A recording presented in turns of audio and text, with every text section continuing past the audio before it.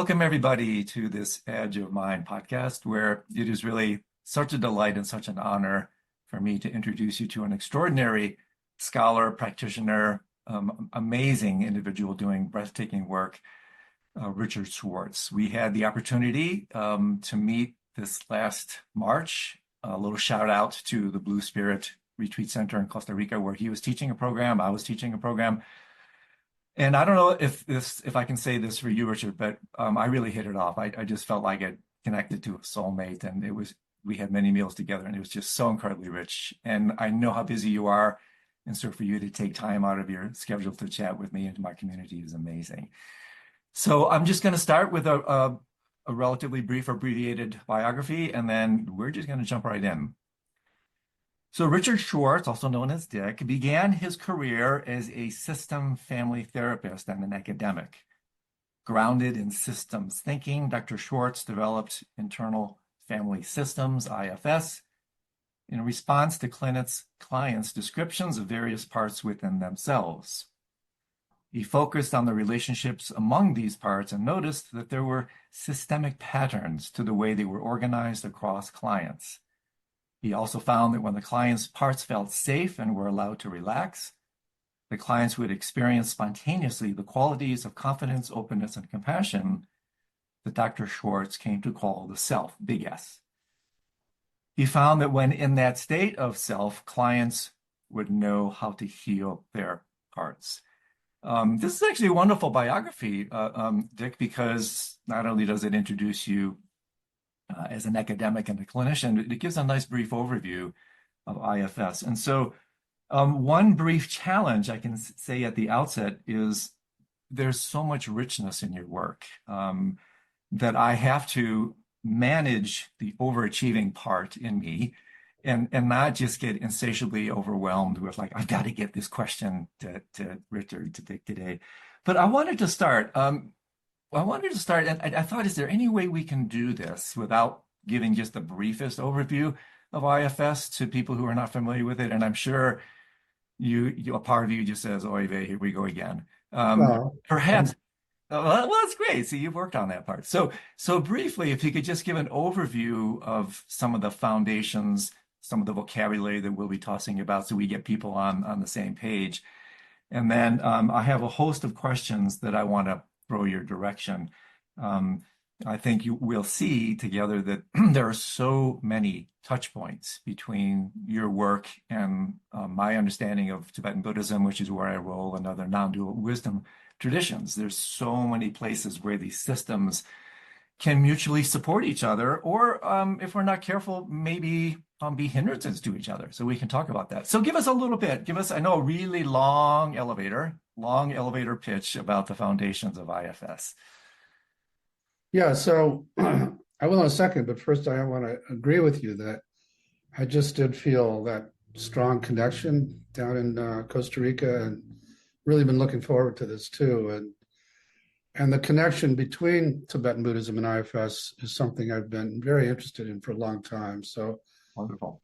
You're really excited, and the really short elevator speech is that from a fairly radical stance that we're all multiple personalities, in the sense that we all have these, what I call parts, other systems call ego states or internal objects, and that from my point of view, that's a good thing. It's the natural state of the mind to be multiple.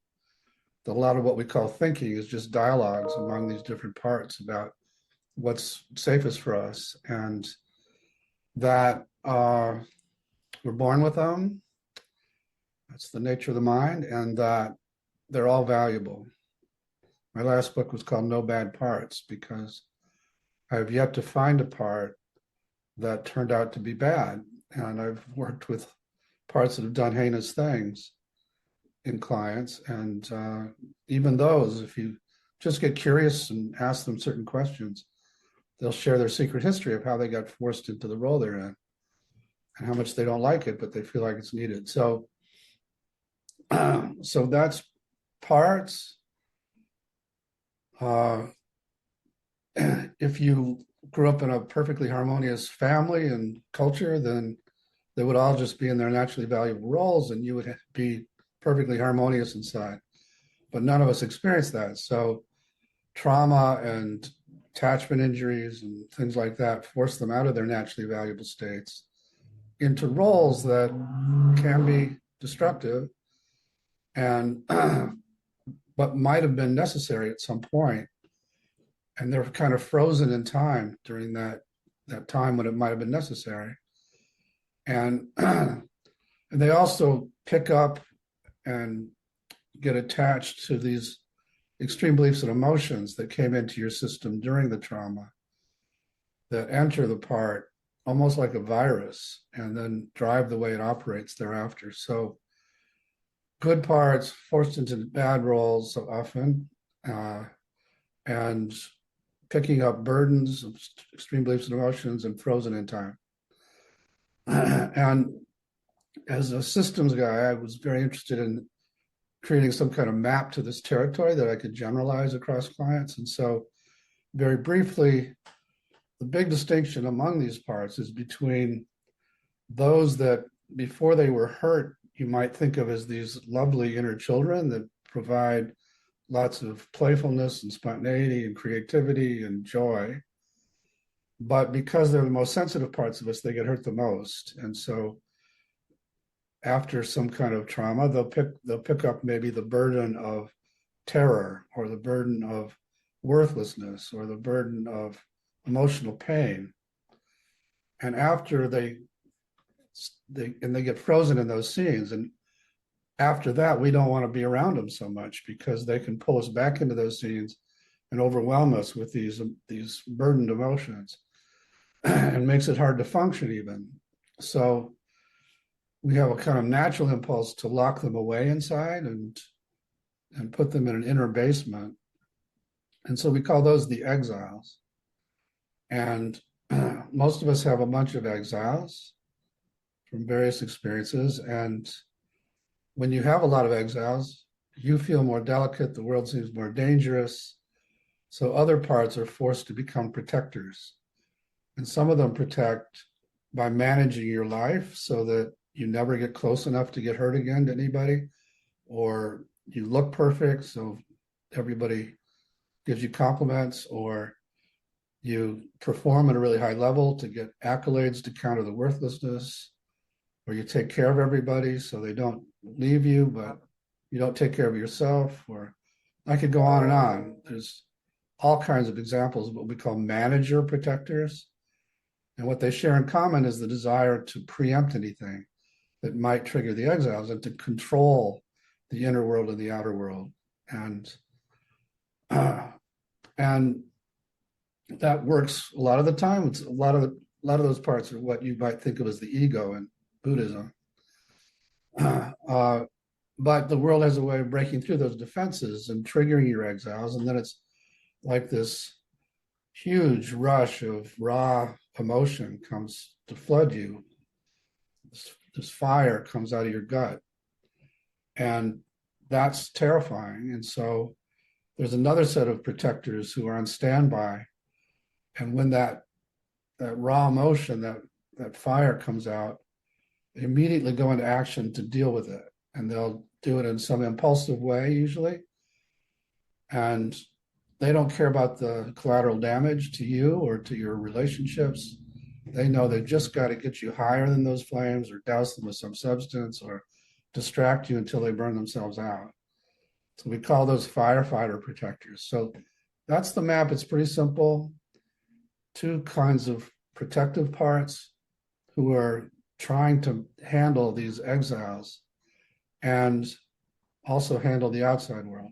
And so that, and again, I just want to reiterate, that's not who these parts are, which is a big mistake that much of spirituality and psychotherapy has made. It's the roles they've been cast into. So once released from those roles, which is a lot of what we do, they'll transform into their naturally valuable states. And then the big deal about IFS, in addition to these parts, is that there is an essence in all of us that can't be damaged and is just beneath the surface of these parts so that when they open space, it pops out. And I call it the self with a capital S, which I know some Buddhist traditions are allergic to that word. Right. But yeah, I just stumbled into that discovery as I was trying to work with these inner systems, and I got some parts to open space so that a person could talk directly to the other part. They would transform. This other person would pop out who had all these great qualities and was, where seconds earlier they hated the part they were talking to. I got the hating one to open space. Suddenly they had compassion for it, and they were curious about it, and they were calm relative to it, and they had confidence relative to it. And in that state, the conversation would go well, and the part would share its secret history of how it got forced into that role. And when I did it in the same process of just getting certain parts to open space with other clients, it was like the same person would pop up with those same C word qualities and 4 other C's. And in that state, they would know how to heal themselves, and I could get out of the way. And so that's the big deal about IFS, that self can be accessed so quickly. You don't have to meditate 10 years to get to it. Yeah. It's right there beneath the surface. And when it does, it heals internally and it heals externally. And so that's the model. That's fantastic. And so many things here already. It may be simple, but do not let the simplicity belie the profundity and the universality. The applicability here is just amazing. One of the things when I look over your work, Dick, that really strikes me is, and this is so elegant, is that IFS to me addresses the perennial question, who am I? From both a relative and an absolute perspective. And so from a relative perspective, we have this multitudinous display of these parts, which is amazing. And so the natural state of the mind in that dimension is in fact multiple. But then when you bring in the self, big S, which by the way, phenomenologically, selflessness in Buddhism is the same as big self in non-dual Advaita. They're the same. Yeah. So your system addresses both relative and absolute perspectives of the complete display of our being. But here's a question for you, and I think in a certain way I just sent this across the brow here, is you talk about the natural state of the mind to be multiple. Well, I mean, in a certain way you already answered this, but I want to put an exclamation point on it. One could also say that it's the natural state of the mind to be unitary. And so perhaps the reconciliation, like you talk about so elegantly, using the image of the wave and the particle, is who says it can't be both? Yeah, exactly. So, Yeah. Oh, I'm sorry, please continue. Did I play off of that? Yeah, absolutely. It's a big point. Yeah.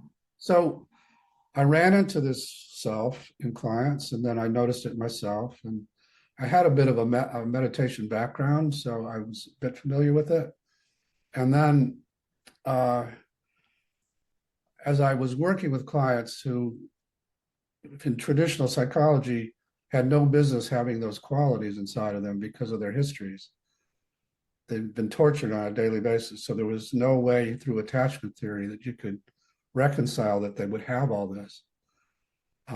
As I ran into that, I got curious about, okay, what the hell is this then if it's not a psychological thing?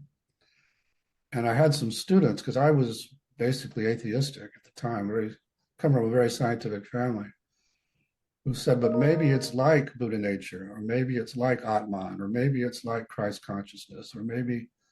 So I started looking into that, and lo and behold, most spiritual traditions have a word for it, and almost no other therapy does.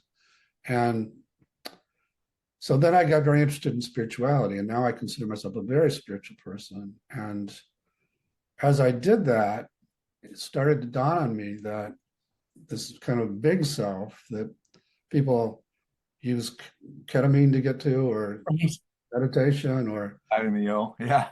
the non-dual, that what I found inside of people was maybe a drop of that ocean, or maybe, like you were saying, a particle of that wave. And that's where I am now.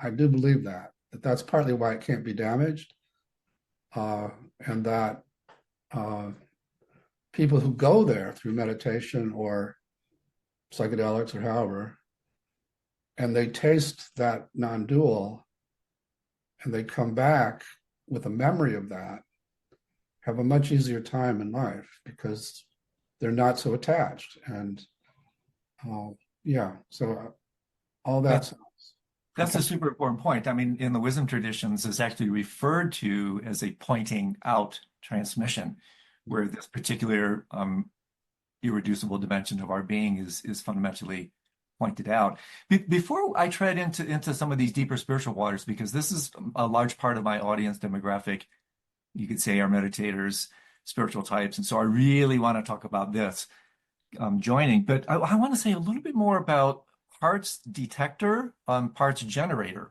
because for some people, even though in the Buddhist tradition, as you probably know, in the Abhidharma, the psychology of mind, they talk about atoms of experience, these dharmas. And then also in both in Hinduism and Buddhism, an incredibly potent term, samskara, these kind of karmic formations, that which literally forms us. And so again, the resonance, the vocabulary may be a little bit different, but the underlying resonance is extraordinary.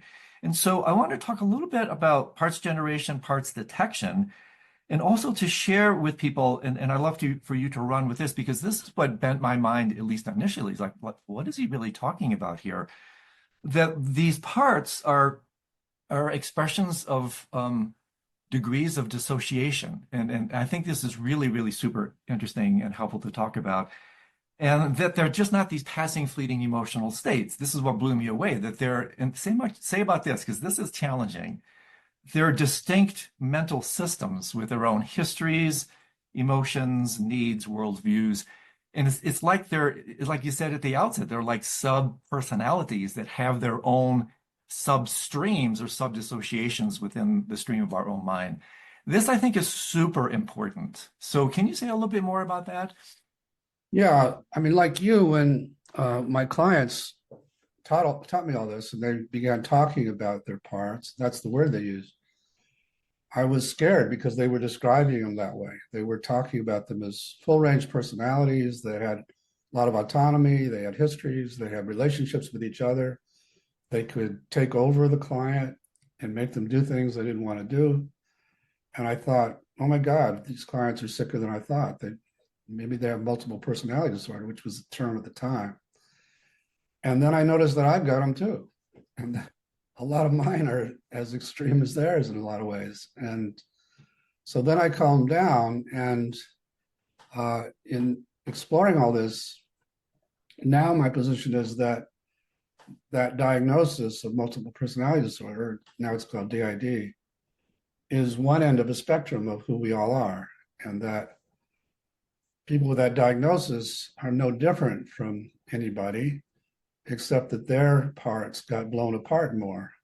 So Yeah. there are these dissociative boundaries among them, where one part takes over and the others take off because they can't be around each other. But otherwise, the full range of their personalities and their ability to have relationships, and it is this little inner family, to pardon the expression, uh, inside of us. And as people focus on one, it somehow opens a kind of portal to the world in which they all exist. And people can be very amazed at what they find in there, and amazed. I'm often amazed at the descriptions of how they're navigating this inner world. It's truly amazing. And what your languaging, if I can just play on it just a little bit, was revelatory in terms of perhaps the process of going through the system, because you mentioned I've got parts. Well, perhaps another way to look at this is they've got us. And part of the transition is to go from the latter to the former. That when they have us, that's the blending. That's in my languaging, that's when you go non-lucid to the part, and the part then owns you and runs the show. So that's when the part's got you. The path seems to be, well, I've got them, which then they become in the service of the self. Then they become ornaments of the spectrum of our identity instead of obstacles to it. And so along these lines, this is so resonant with You may know that the radical iconoclastic teacher, Chogyam Trungpa Rinpoche, his model of the mind is so resonant here. The teachings on basic goodness, that fundamentally this is an underlying matrix of self and reality. And his whole contemplative psychotherapeutic approach was to explore mental illness as a matter of degree, that there but for the grace of God go I. And so if we have this understanding, why does it have a lot of explanatory power? And does it not also instill tremendous empathy and compassion? Because we realize, like, for instance, I'll speak very personally here.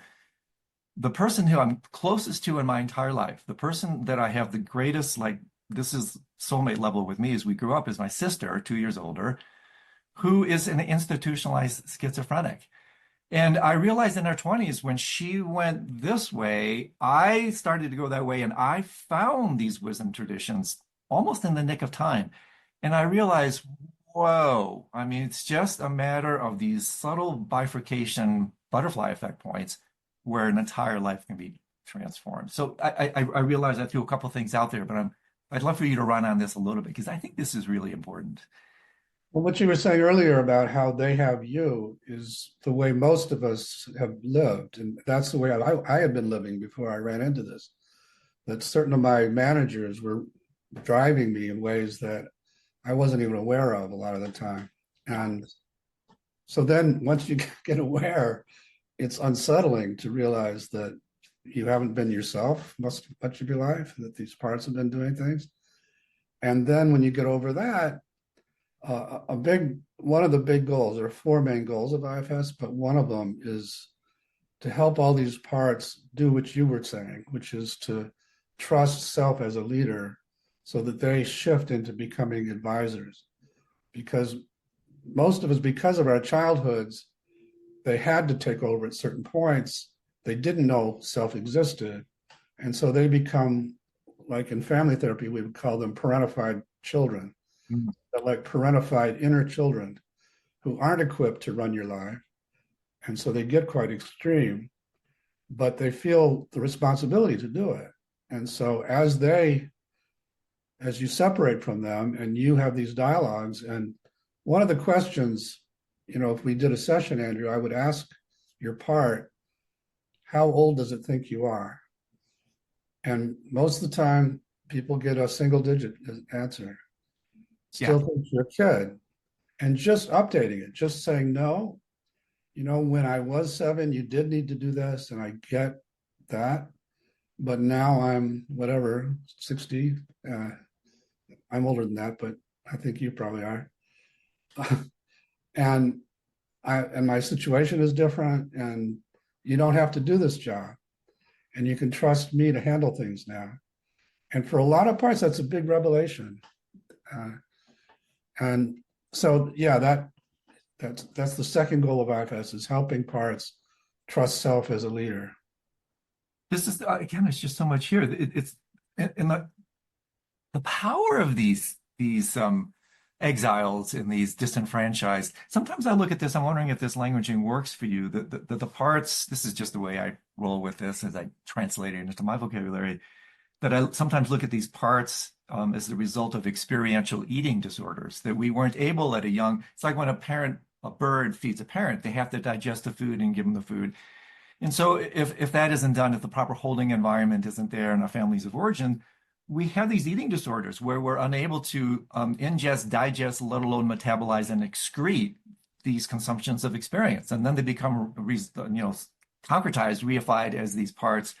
But then, like you're saying, it's extraordinary because they're so germinative. They arise at the stem cell dimensions of our life. They run and often ruin our entire lives. And so understanding the brilliance, and this is why this teaching is this is classic alchemy. This is classic Tantra, transforming obstacle into opportunity, to update these outdated operating systems that at their installation point, this is what you needed to survive. But now we need a massive upgrade here. I mean, we haven't upgraded this system in forever. And so, again, the amazing thing for me, I just get so excited here. This is a part of me where I just like, I can't stop. This notion in alchemy and Tantra of transforming lead into gold, poison into medicine, or obstacle into opportunity, this is also brilliant. That it's an issue of relationship. how do we relate to this display? How do we relate to this particular energetic? And if we relate to it properly, my languaging, you relate to it instead of from it, because relating from it is no relationship at all. Then what happens is it turns into a skill set, an upaya, a skillful means, which then allows me, hey, I have a history of trauma. I can now help this person that has a history of trauma because I've lived through that. And so it's not throwing the baby out with the bathwater. It is, in fact, this alchemical tantric transmutation, transformation process where you realize I have these treasures within me, that they're just a little bit blended, confused, conflated. So can you run a little bit more with that? Because this is so key to what I understand of your system and the brilliance.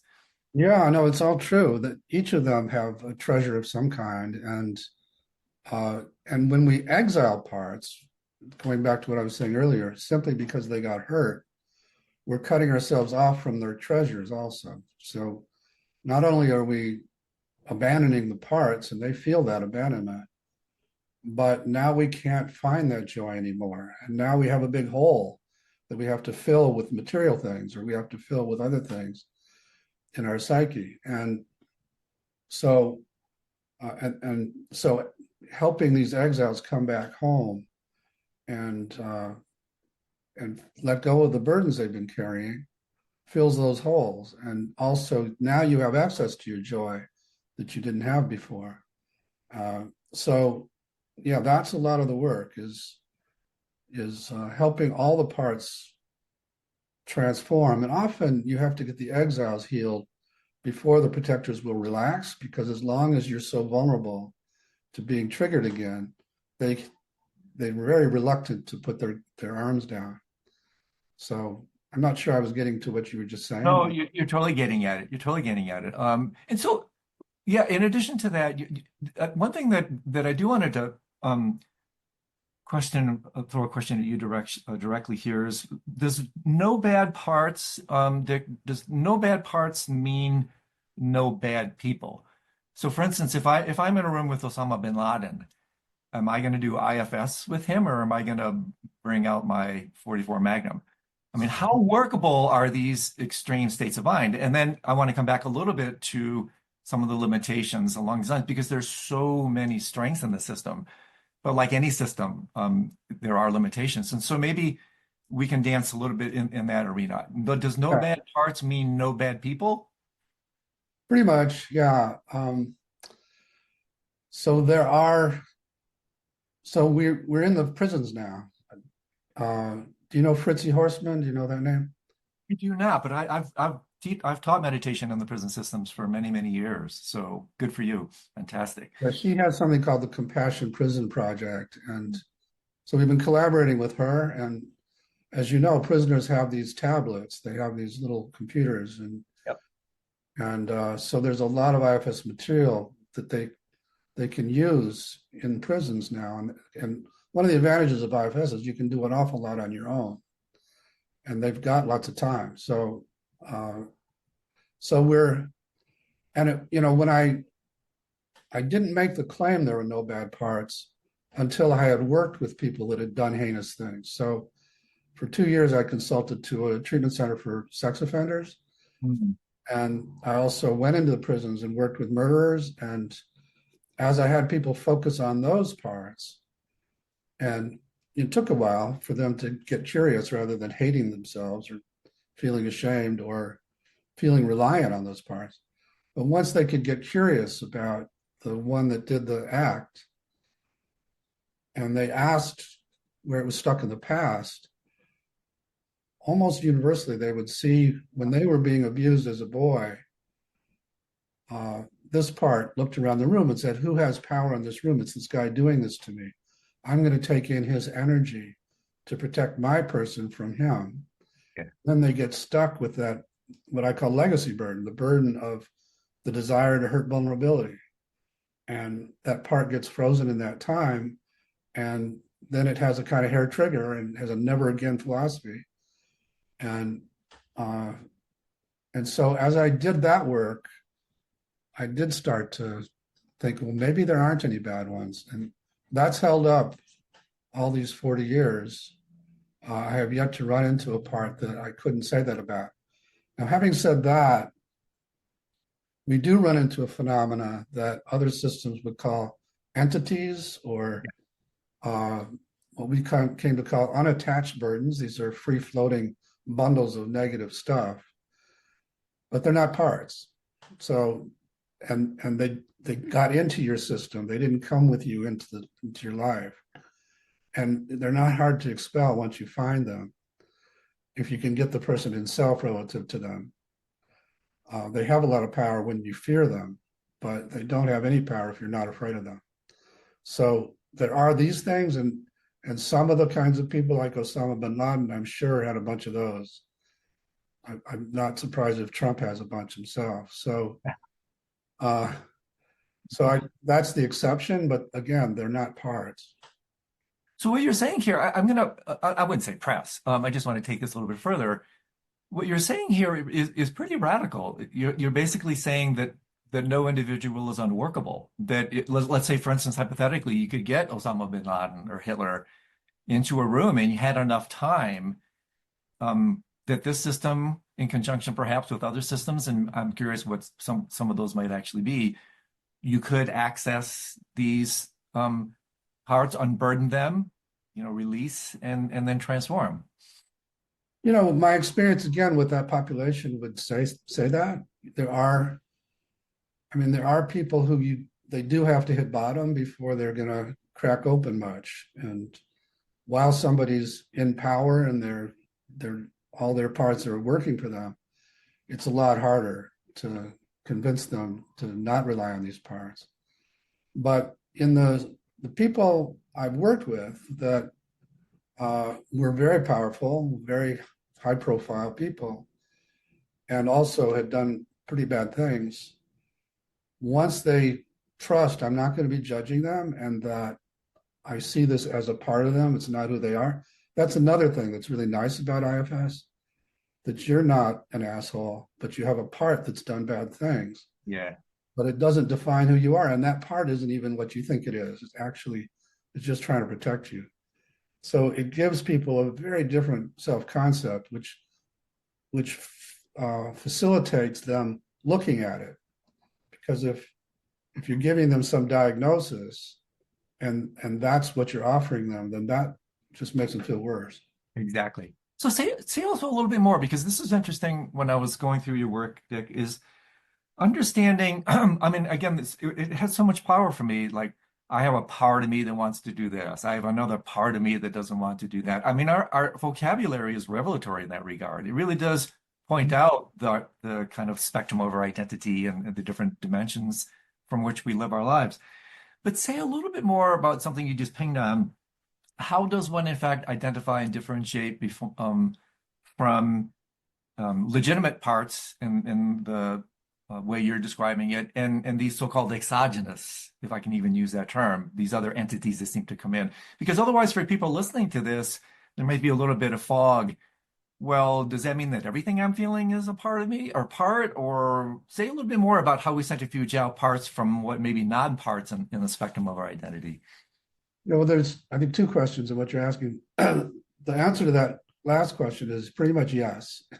Anything that isn't one of those 8 C words usually turns out to be a part. So if Andrew, I was to have you focus inside and just notice what thoughts and emotions were in there, Yeah. I could have you pick one of those and use it as what we call a trailhead. If you were to stay focused on it exclusively, and it would take you to the part from which it's the part that's emitting it, and then you could get to know the part. So that makes it simple. It's basically anything that's not coming from self. And in terms of how do you distinguish them from these, what we call UBs, or these entities, it was hard in the beginning because there are parts that seem really nasty at first. And it isn't until you've interviewed them for a while that you get that they have a positive intention, protective intention. And I would do that with these things for hours. And they'd just say, no, I just want to hurt people. I just like creating damage. And but okay, but what are you afraid would happen if you didn't? I'm not afraid of anything. I just like doing it. And at some point, I started asking, "Are you a part or something else?" And for whatever reason, they don't lie. And so they would say, "No, I'm not a part." Huh. And Wow. then I would say, "How'd you get in here?" And they could tell you exactly when they came No in. way. No They way.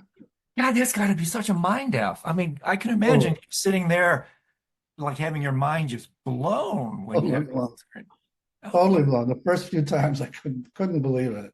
So it's almost in that, oh my God, this is so rich. So it's almost like I just have to say the word, like a little exorcism, right? There's this exogenous, energetic, Yeah. non-human intelligence or lack thereof that is somehow penetrating your dissociative boundary Yeah. and taking brief possession and ownership of the entire shebang.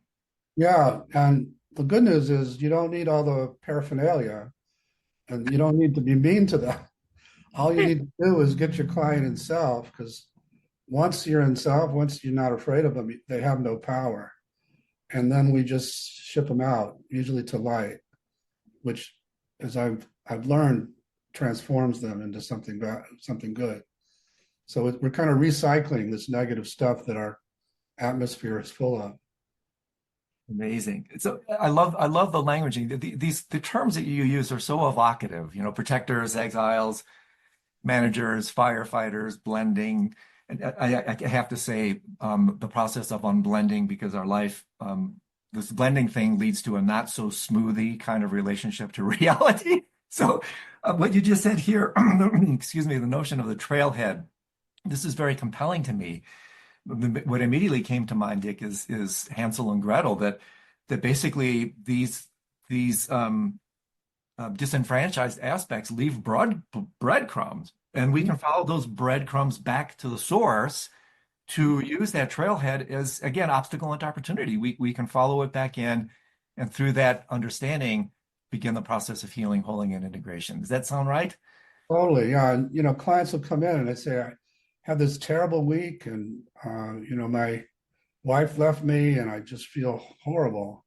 And inside, I'm thinking that's great because that trailhead is going to lead us right to some key part that we need to heal. I don't say that out loud, but yeah, that all these things that come up in life, if you turn toward them, they'll take you to stuff you need to heal. Yeah. Yeah. That's fantastic. So two other together, you're pointing out, even just with a couple of words, there's so many rich topics here. This notion, oh, well, let me do this, however, because we did ping this out, and some of our listeners may not know these 8 characteristics, the 8 C's. So I'm just going to say them for people so they realize what we're talking about here. We'll come back to this later. The 8 qualities, characteristics that begin with the letter C that characterize self-energy and self-leadership. Right. Curiosity. You want to do it? You want me to do it? You do it. I always forget one, so go. Okay, totally. Curiosity, calm, confidence, compassion, creativity, clarity, courage, and connectedness. So Right. we can come back to that in a second because I really want to, in a second, shift towards how this is related to on the so-called spiritual path. But you said something that I think warrants a little unpacking. You talked about legacy burdens. Mm-hmm. And the other thing that is so beautiful, and just parenthetically, you know this in the Hermetic tradition and also in Tibetan Buddhism, like the famous Kala Chakra Tantra, one of the great maxim of the king of tantras is as within, so without. That reality, you write about this so beautifully. Reality is iterative, it's fractal in nature, it's recursive. And so this again is extraordinarily elegant, where you can use external family systems to help you understand internal family systems. And this whole thing, you can triangulate these teachings on all these different iterations to bring so much curing across the spectrum. But say something a little bit about the power here of using this notion of legacy burdens to help us understand systemic and cultural legacy burdens, like what's happening in Gaza, in Israel right now. I mean, this is almost archetypal of a cultural societal legacy burden. And so, how can, obviously, on an individual basis, because societies are composed of individuals, parts within parts, how can IFS be used in these really, really challenging, massive systemic cultural problems? I'm glad you asked that because that is a big goal of mine now.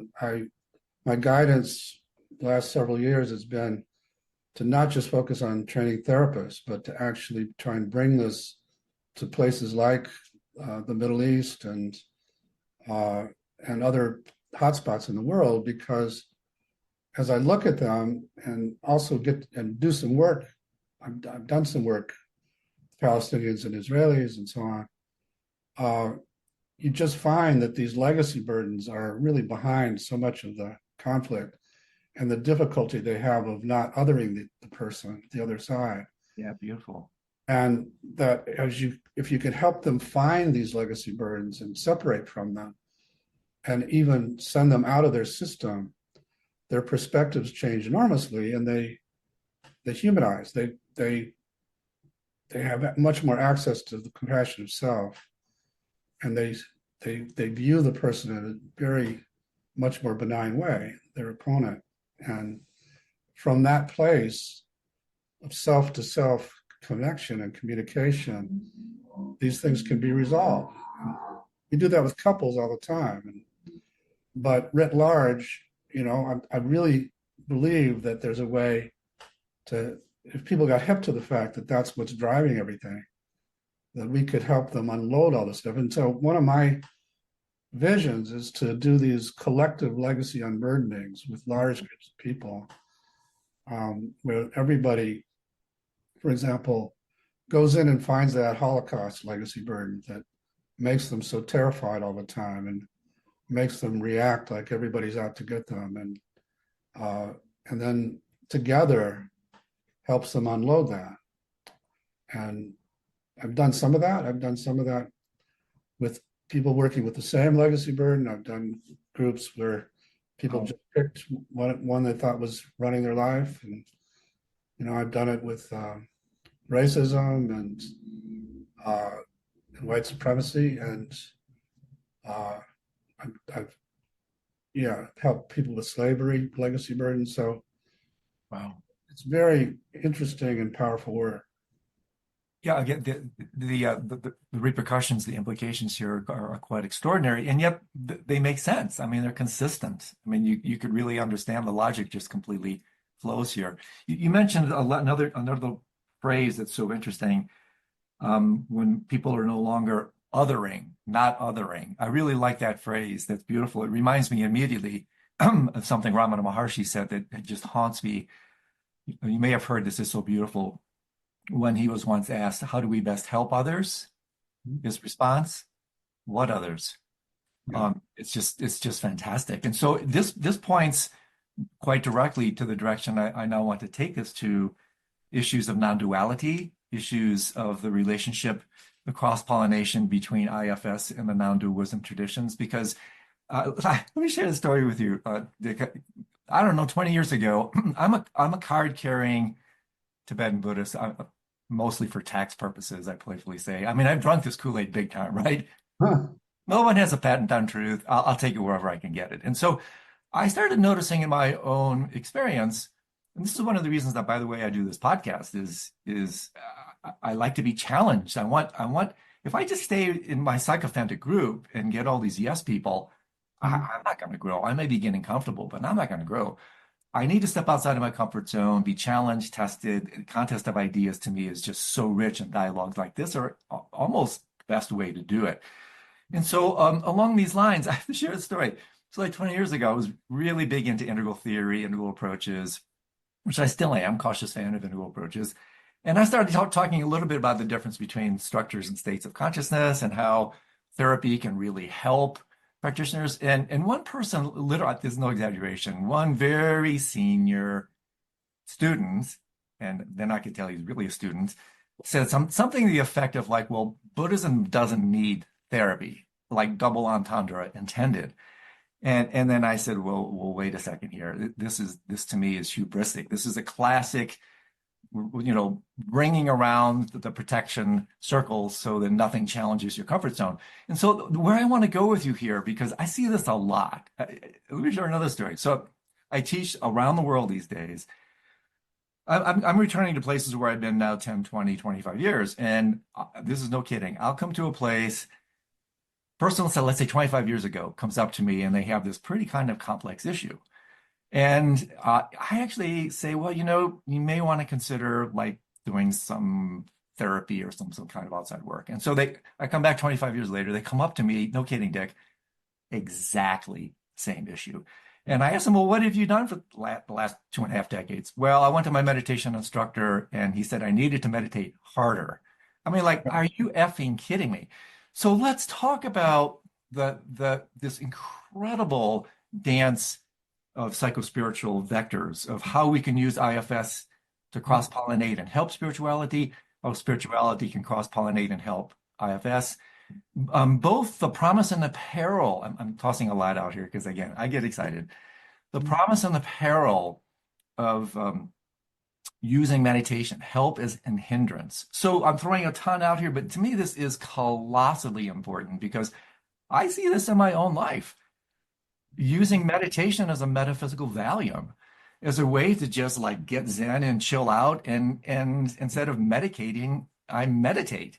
And sometimes is it in fact possible that a part could be generating that impulse to meditate as a way to protect itself? So I better stop because I've already tossed about 10 questions. Your direction. It's just I get too excited.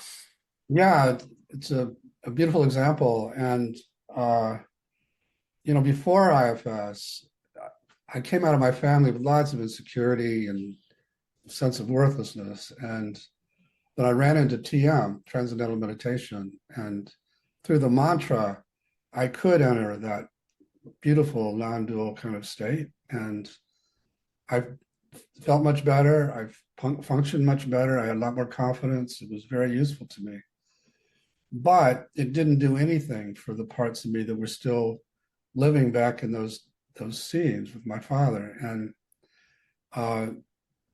it wasn't until I did stumble into IFS that I realized I'd been doing that, John Wellwood's spiritual bypass, Right. using the meditation to stay higher than those parts. And it worked for a while anyway. But I was still having the same kind of relationship issues and so on. And so for me, too often, people come to spirituality because they've had a rough life. And they do find, like I did, that it can be very soothing and helpful. And it can calm down your system quickly. But it's not touching those raw exiles at all. So that's my main critique. And the idea, the sort of dismissive way of thinking about what are thought of as the monkey mind, or the thoughts that bother you all the time, the ego that needs to be killed or dissolved. I'm allergic to that. All of that Yeah. is dismissive and disparaging of these little beings that need, instead, they need compassion. Just like, my line to the Dalai Lama was, you teach us to go to the external enemies with compassion. Why not the inner enemies? Yeah. Yeah. So anyway, yeah. So say a little bit more about this. This is also, you mentioned John Wellwood, he and Bruce Tift and a few others and practitioners, scholars, clinicians like you are doing this incredibly valuable dance between these two worlds. John also talks, he coined the term Advaita speak, which basically you intimated this is when we use non-duality to disparage duality, unity consciousness to belittle individuality, that sort of thing. It happens all the time. This elitist, this spiritual, Evan Thompson writes about this in his book, Why I Am Not a Buddhist, this cosmopolitan, this kind of elite tendency that arises from these higher traditions, allegedly, that they would say, and I'm going to play a little devil's advocate here, can out-contextualize systems like IFS. So what would you say to someone like that? Well, what I would say is, first of all, it's common not just in Eastern religion, but also Christianity and so on. There is the tendency of a protector, to take the scripture or the practice to prove that they're better than other people. It's just, it's a common protective part. And that part will take over in any religious setting. And it's not much different than the Darwinistic idea of survival of the fittest. And so we're the fittest, so because we survived, and we're better than people that are inferior to us. It's the same part, basically. The Spencerian view of Darwin. And so, yeah, that's a real, I guess, problem, I would say, in some spiritual traditions that needs to be looked out for. And also you mentioned the downplaying of this world as the Maya, and that's the real world, and that you should spend as much time as you can in that real world and not be attached to this world down here.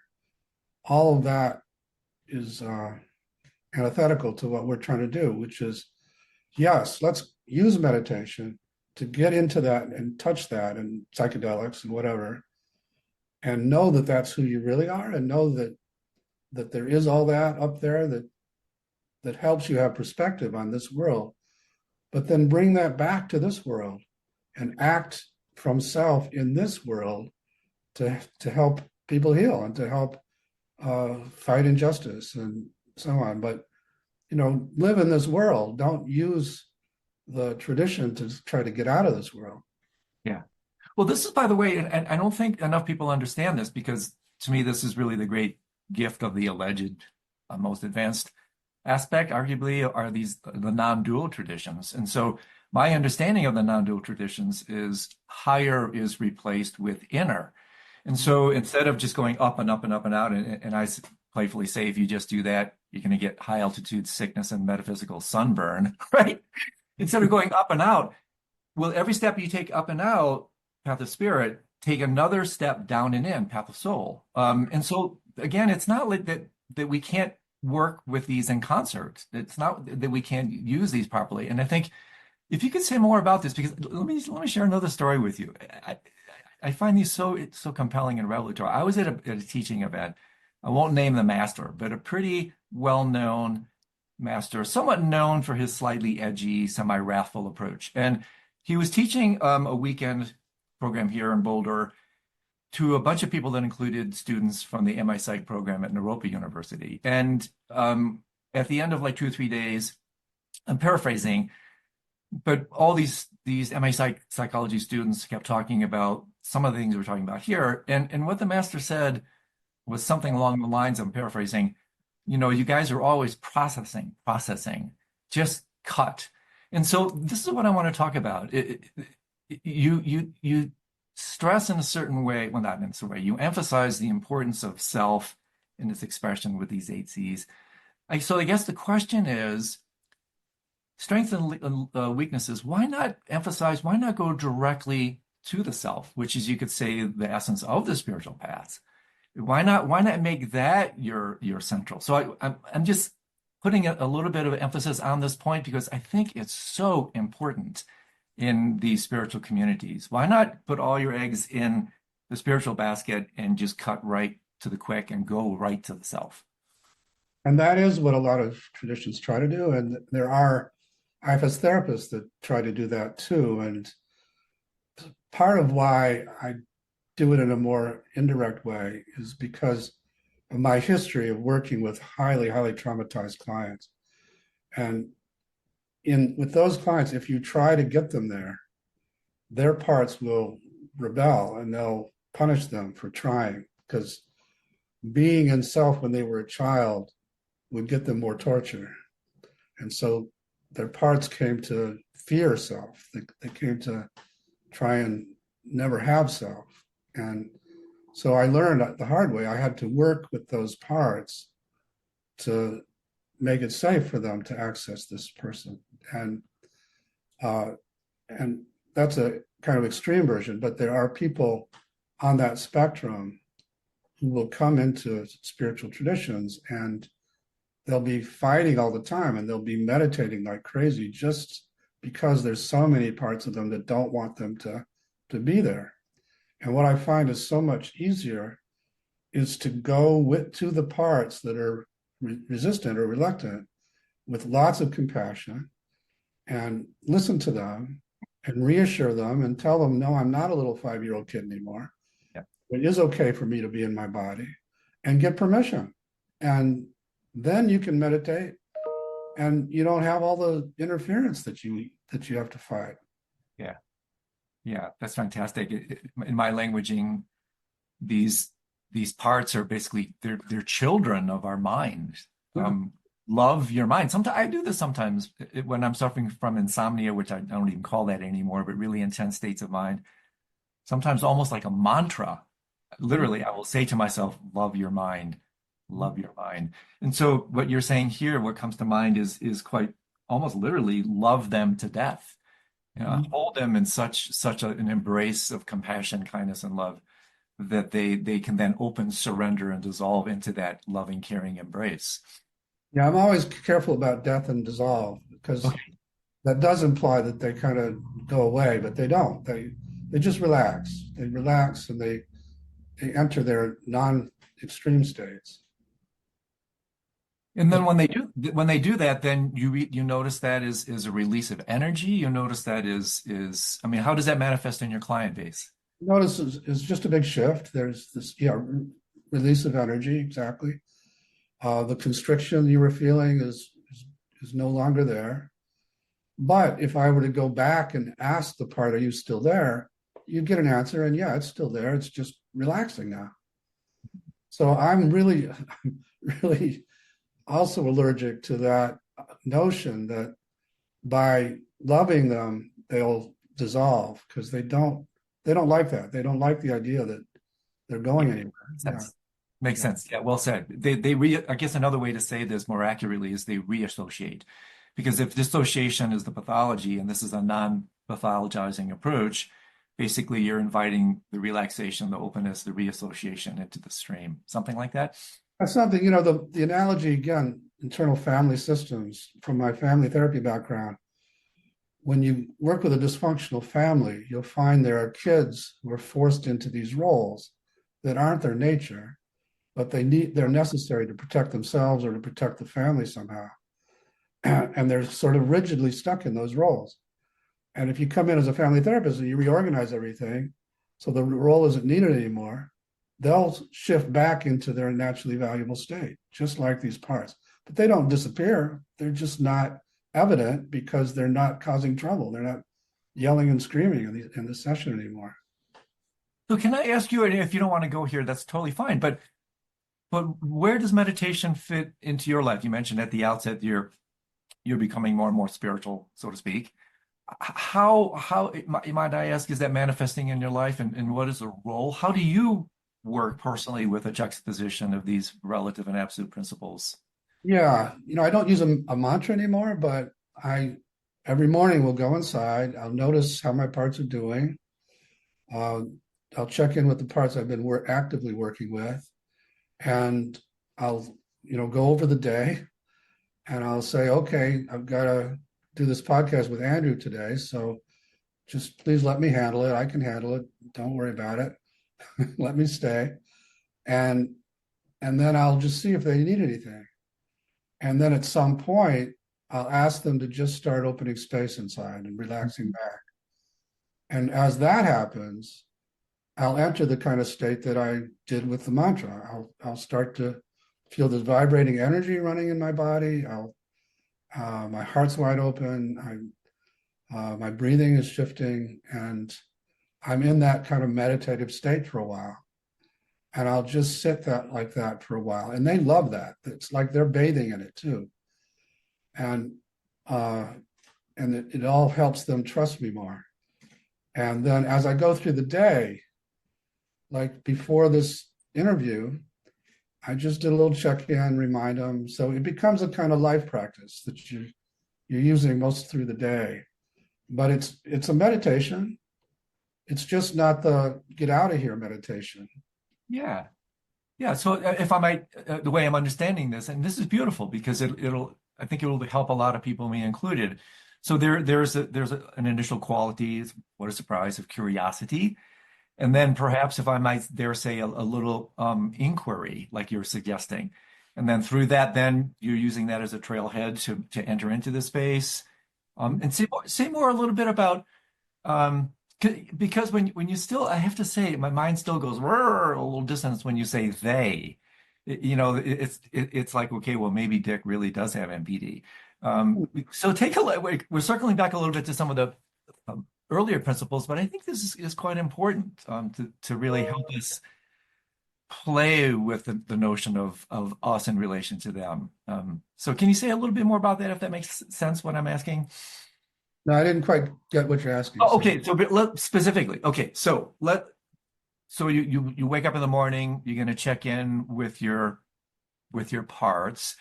Is it a more kind of open, just generalized, let's just see what comes up when I have this environment of openness, or is it more targeted? Are you working a little bit more specifically with a particular part, like you seem to suggest?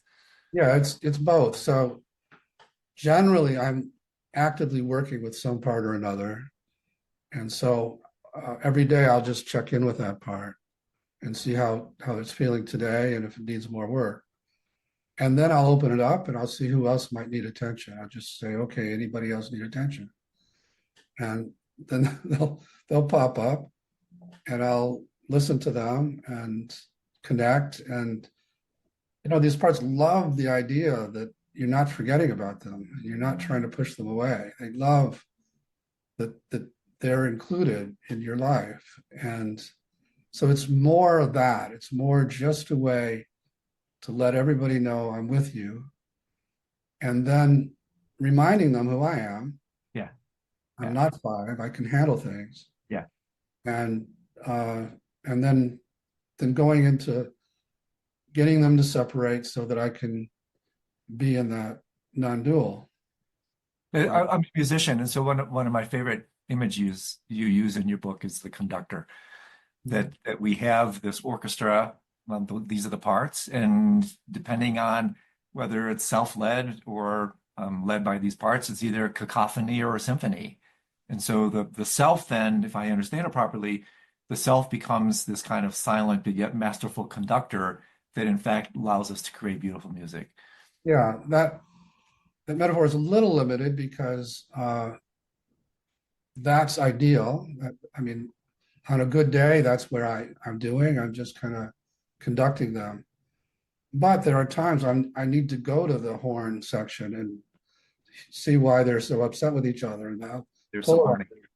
and I become a leader to try and get them to harmonize. And so I become much, and that's another distinction, I think, between some spiritual traditions and IFS. So there are many spiritual traditions, like I said earlier, that have a word for what I call self, but many of them, self is this passive witness state. And that's the way Jung saw it also. For me, it is that, but it can also become a very active inner leader and outer leader. So that's a distinction. And so in the mind, and this is a bit unfair, but what the heck?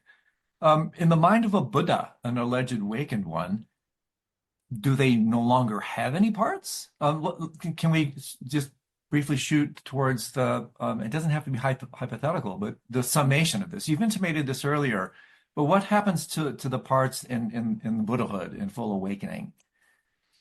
I Are don't they, really know. I've never met anybody in that state. So everybody I've met has had parts, but they come to me with problems. Um, so I but don't, so then, okay, so then it's a hypothetical. So in this model, what would be hypothetically the fruition, the summation, if there is one, or is it an endless unfolding process? I mean, is there some part where all the parts are completely integrated and the self rules the day, so to speak, the selfless self rules the day?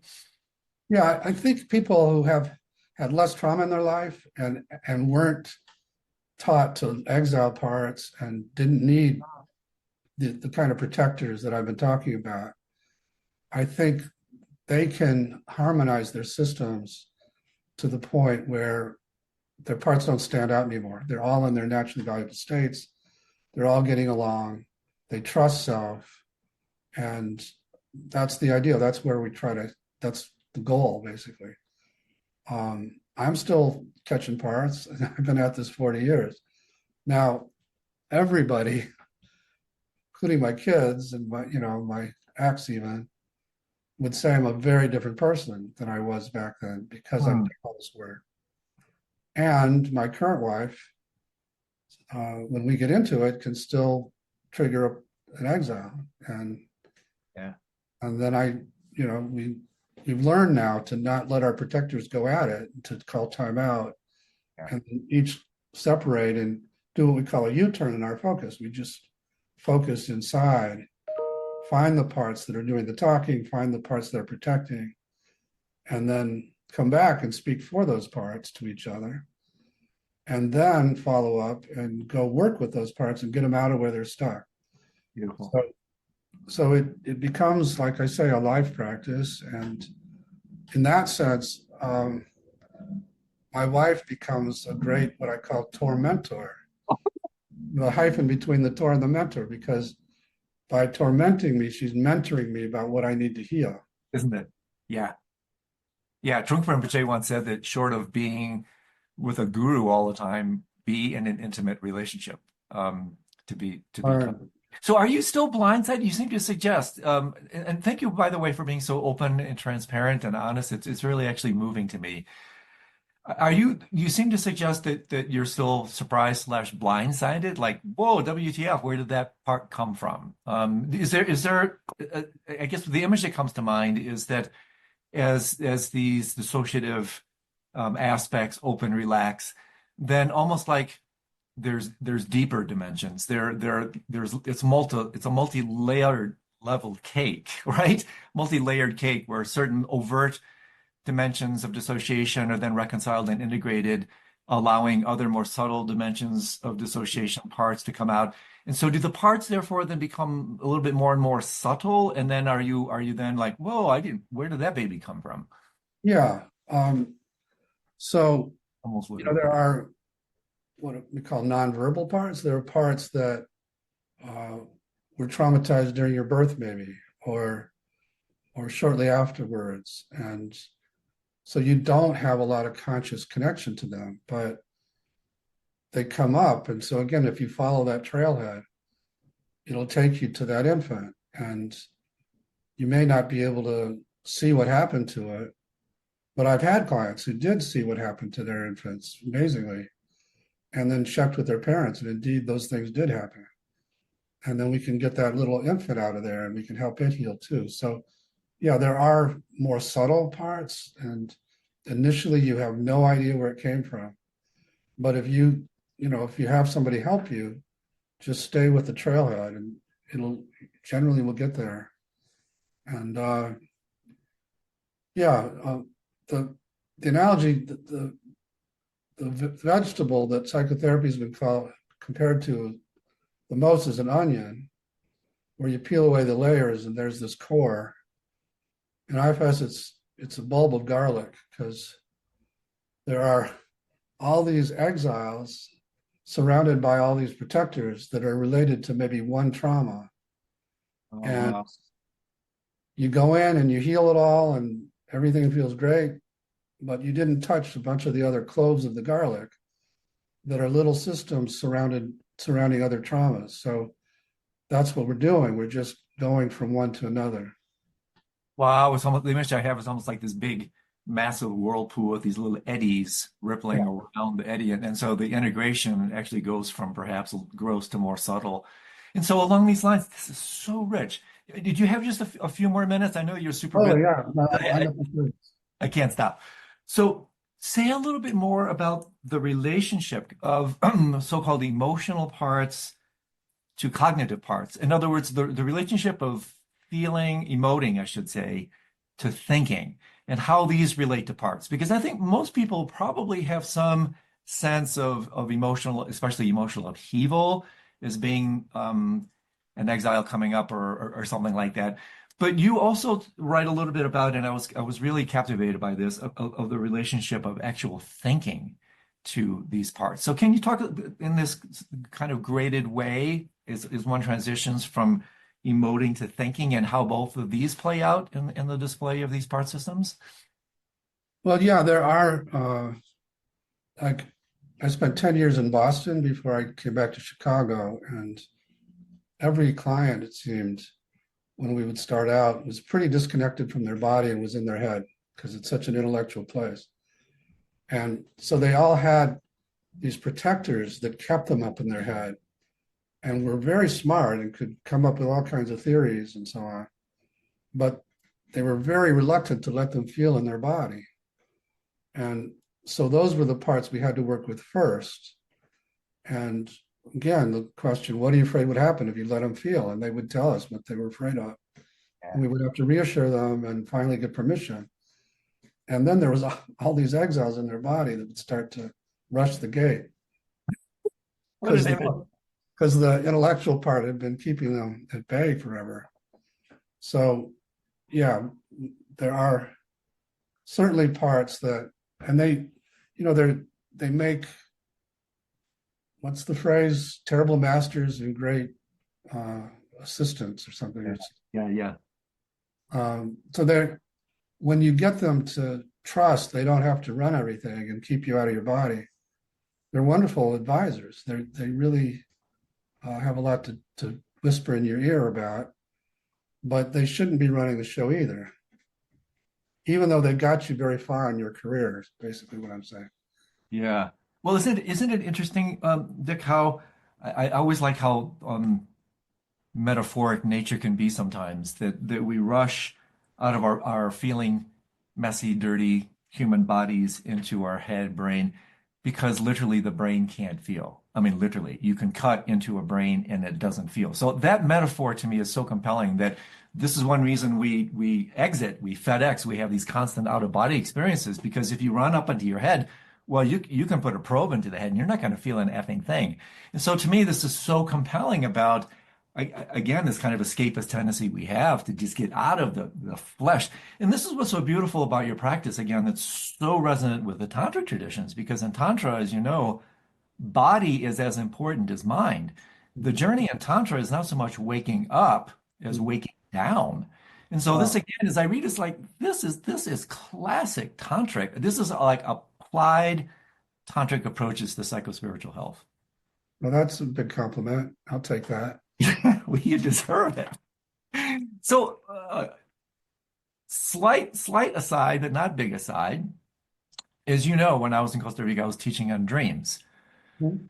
The relationship, have you explored, or are there avenues of study and exploration in IFS using dream work, using the expression of these parts in the therapeutic interpretive sense, or perhaps even in the context of things like lucid dreaming? So, can you say a little bit about the possibilities of working with IFS principles in the dream arena? Yeah, in contrast to most therapies, we don't need to interpret it. That's one of the nice things about this work. So if someone comes to me with a dream, I'll say, okay, let's go inside and maybe focus on what came to you or what one of the characters of the dream, or focus on what material there is in the dream, and just get curious about it and ask what it's about. And people will start to get answers. And so what I came to conclude was, when you go to sleep, a lot of times your managers who keep you going and keep all your exiles out of the way go to sleep. Yeah. And so it's an opportunity for a lot of other parts of you to get some access or try and get some kind of message through to you. And a lot of times those messages are cryptic, partly because they're afraid to be that direct. And so just getting curious and going in and asking, you're often surprised by the information you get. And, in the early days, I used to interpret the messages or interpret the symbols. And then when I started doing this, I gave up that because every time people would ask, it was way far away from my interpretation. Mm. So, yeah, for me, it's a lot like psychedelics, where you take the ketamine and it puts the managers to sleep. And then that's a big you access a lot of self, and that's a big invitation for all these parts that can't get through otherwise to come in. And And so say a little bit more if you don't mind, Dick. How does one then overtly work with this? Can you, so to speak, incubate a type of relationship to your dream mind with this? And when you're working with an IFS person and you say, I really want to engage IFS principles in my dream, is it more like serendipitous, like whatever happens, you have these particular principles that you then work with? Or can you use IFS as a kind of path with dream work? Is there a more overt way to work with these principles in the dream world? well, that's partly why I'm interested in your work, that I haven't really taken IFS into that world so much. I've mainly done what I just described. But I do think there's a way in what you call lucid dreaming Totally. to have self become more of an active agent and interact during the dream and uh, and gain trust of the parts that way too. And I just haven't experimented with it. Yeah, it would seem to make tremendous sense in exactly the capacity you mentioned. That when the executive function, the parent is out of the house, so to speak, right? Especially, and this is actually interesting. This is in a non-lucid dream when the most of the prefrontal cortex is offline, and then when the cat's away, the mice will play, right? So all this stuff comes up. So just like with psychedelics, you have this marvelous opportunity to explore these other parts that may be kind of held repressed by the alleged controlling mind, right? And so to bring this into a more overt capacity, especially within the context of lucidity, is something maybe we can talk about on the side because I think there's tremendous potential here. It's a hybrid state of consciousness where the so-called conscious mind can meet, interact, and transform with the conscious mind very directly. Yeah, I'd love to have that conversation. It reminds me because we do run ketamine and IFS retreats, and occasionally somebody's in the medicine and they look like they're having a really bad trip. And the analogy would be to somebody who seems to be having a nightmare.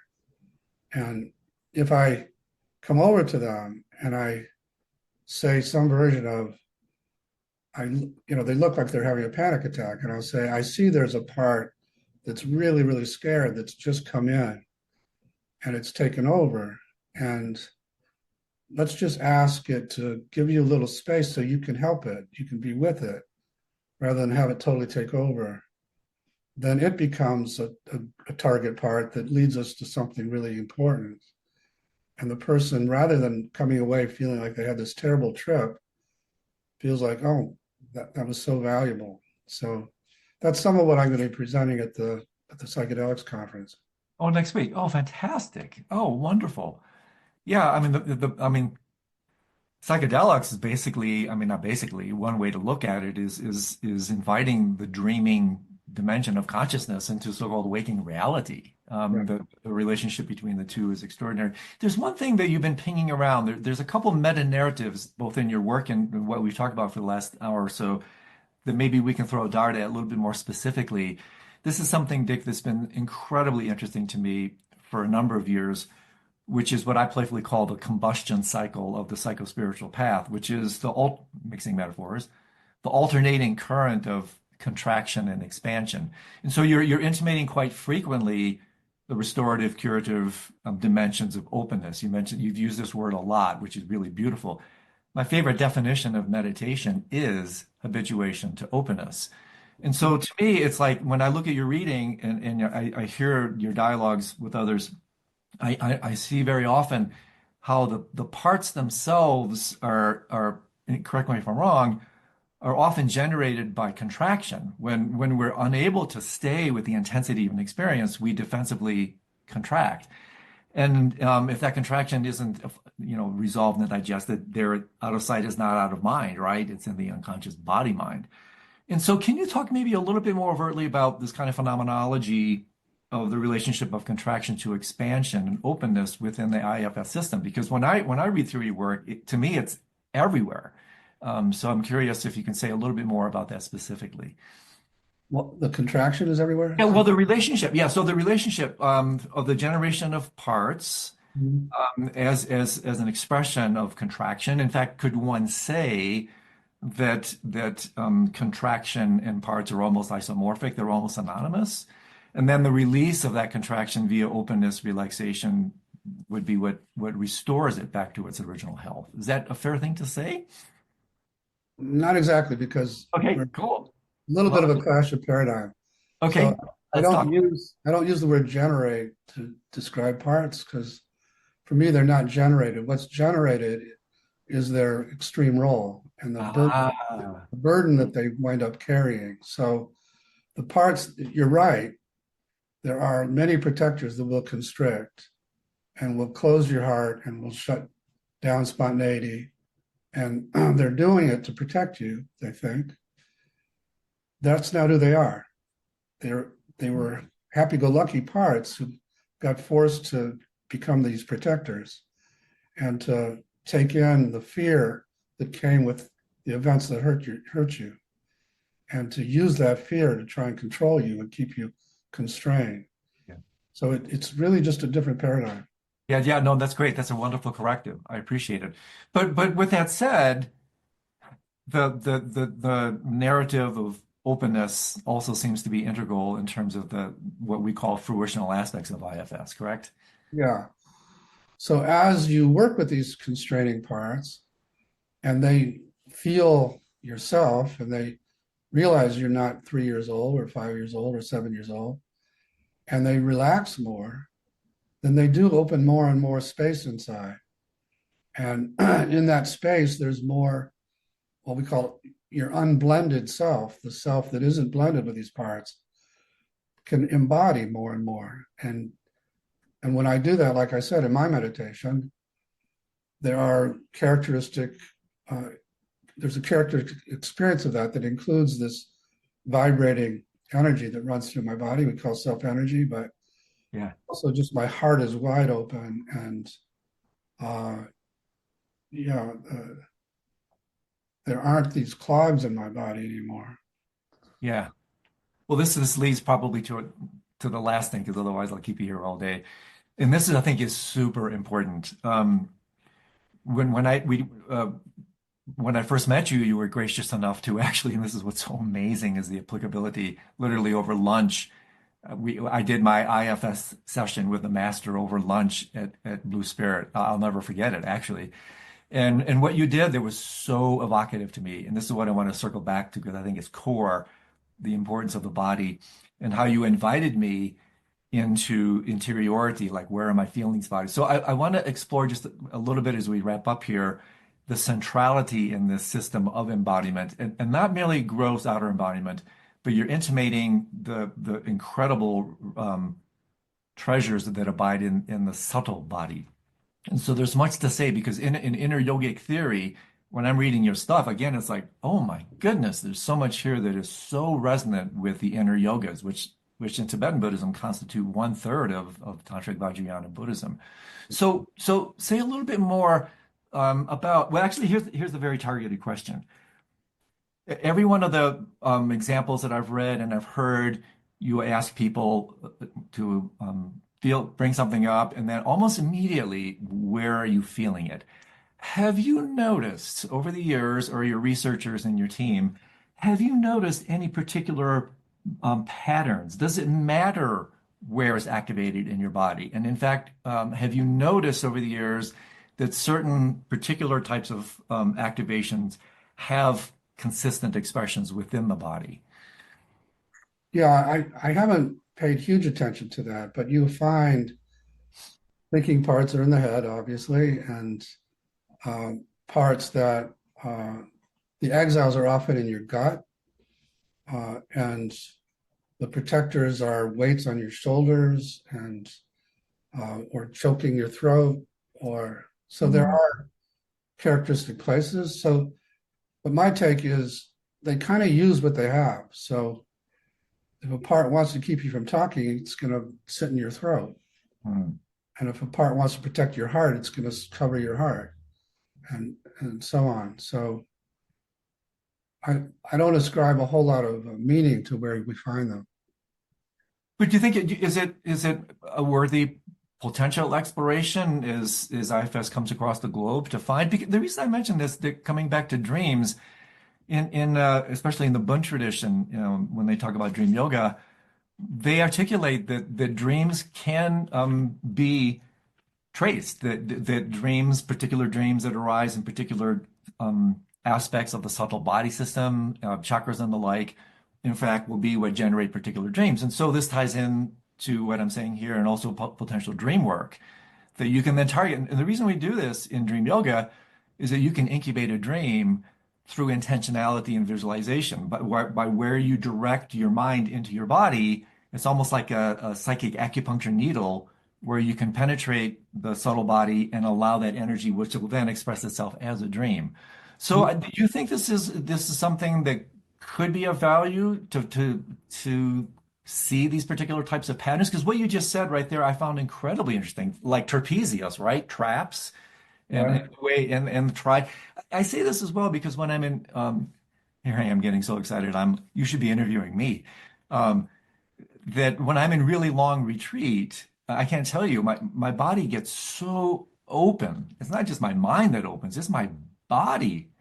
And Dick, when it opens, it's like I'm doing like this spiritual breakdancing. My certain fasciculations take place. I almost do like this I'm Kundalini. the same, absolutely the same. Yeah. Really? So you've had that as well. And so to me, it's like, well, again, this incredible, elegant, mind-bending relationship in a non-dual way. It's not mind-bending, it's bending for the dualistic mind of so-called body to mind. Mhm. So I say this because, again, so much to say.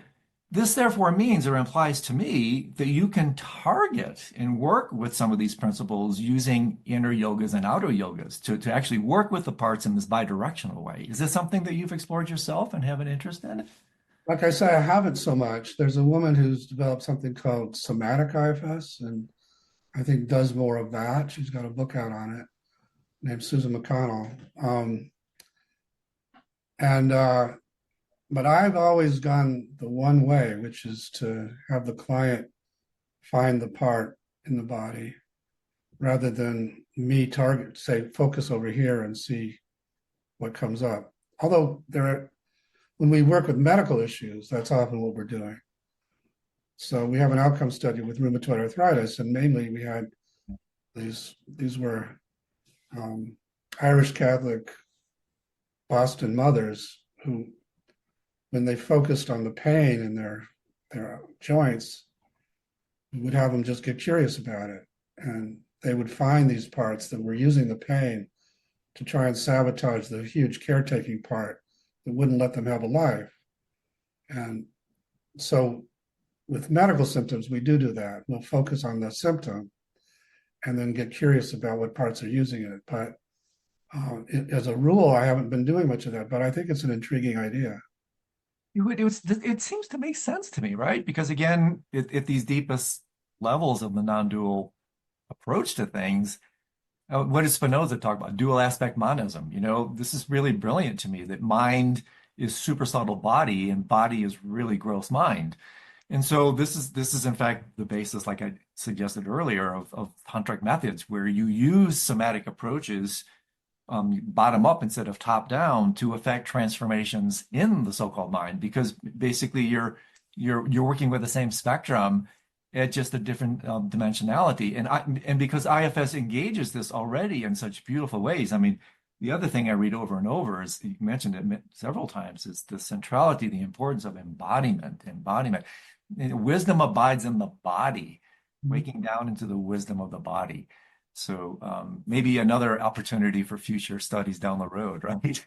Yeah, we love it. Yeah, Yeah. this is great. Again, I want to honor your time. This has been such a complete delight. Um, any final words? Because otherwise we're going to be here for the next 3 hours. Any final words, advice in particular for all my meditator friends who are listening to this program and saying, yeah, this is kind of interesting, but I think I'll go do my deity yoga. All right. So let's go after them maybe just a little bit if you want to one last time. Okay, I'll give it a shot. So people can listen to this and what I'm saying, and it's really, for many people, it's hard to get it all uh, until they've seen it or they've experienced it, and ideally experienced it. And so, my only request would be for your students to give it a try. Just instead of thinking of this as a monkey mind thought, actually just from the place from which they're meditating to actually just get curious about it and ask if it has something to tell them and stay open to that possibility. And they'll find that answers come. With, you have to get the thinking part to step out. But if you just stay and ask, surprising answers often come. And that's the start of actually believing in some of this. So that would be my parting words. And Parting words, unintended. Yeah. right.